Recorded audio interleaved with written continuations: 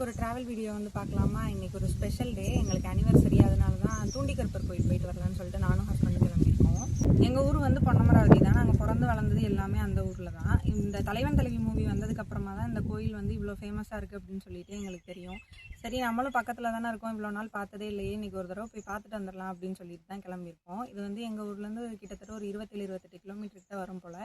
Two வீலரில் தான் போகிறோம். எப்படி போகிறோம், எப்படி இருக்குது கோயிலுங்கிறதெல்லாம் இந்த வீடியோக்குள்ளே போய் பார்க்கலாம் வாங்க. ஃப்ரெண்ட்ஸ், பாண்டியம்மாள் ஒன் டே கிளாஸ்ல ஜாயின் பண்ணிருக்காங்க. அவங்களுக்கு சைக்கிள் பேலன்ஸே கிடையாது, சூப்பரா ஓட்டிட்டாங்க. வாழ்த்துக்கள் பாண்டியம்மா சிஸ்டர். எங்கள் ஊர் வந்து பொன்னமராவதி. அங்கேருந்து பாலக்குறிச்சி போயிட்டு அங்கே பொருவான்னு சொல்லி ஒரு ஊர் இருக்கும். அங்கேருந்து உள்ளே கட் பண்ணி போனோம் அப்படின்னா அந்த தூண்டிகருப்பர் கோயில் வந்து வந்துடும். கூகுள் மேப்பில் போட்டாலே உங்களுக்கு ஈஸியாக அந்த லொக்கேஷனில் கொண்டு போய் விட்டுரும். நான் அதை வந்து டிஸ்கிரிப்ஷனில் டேக் பண்ணி வைக்கிறேன் அந்த லொக்கேஷனை.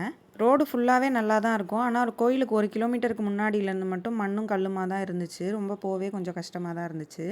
அதை மேனேஜ் பண்ணி உள்ளே போய் பார்த்தா சரியான கூட்டம். எல்லாரும் காரு, வண்டி, பஸ்ஸு அது இதுன்னு செம்ம கூட்டமாக எங்கெங்கே இருந்திருந்தோ வந்திருந்தாங்க. அங்கே இதெல்லாம் பார்த்துட்டு சரி கோயிலுக்குள்ளே போகலான்னு போகும்போது அங்கே சில ட்ரெஸ் கோட்லாம் கூட போட்டிருந்தாங்க. நீங்களும் வந்து அந்த ஃபாலோ பண்ணி வந்து போங்க, இல்லைன்னா உள்ளே அலோ பண்ண மாட்டாங்க. கோயிலுக்குள்ளே நுழையும் போதே உங்களுக்கு 2 சைடும் இந்த மாதிரி ஃபுல்லாக வேல், சூளம் அதெல்லாம் தான் நட்டு வச்சுருப்பாங்க.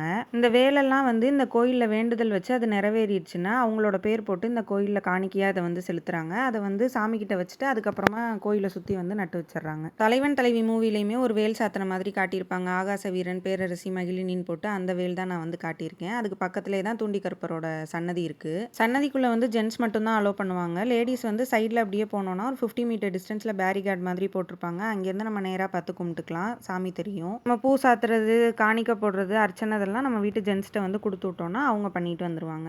அவ்வளோதான். நாங்களும் சாமியெல்லாம் கும்பிட்டுட்டு அங்கே விபூதியெல்லாம் வாங்கிட்டு அப்படியே ஒரு தடவை சுற்றி பார்த்துட்டு வந்துட்டோம். சூப்பராக இருந்துச்சு அன்னைக்கு டேவே. திரும்ப இந்த மாதிரி ஒரு சூப்பரான வீடியோட வந்து பார்க்குறேன். அது வரைக்கும் டாட்டா, பை.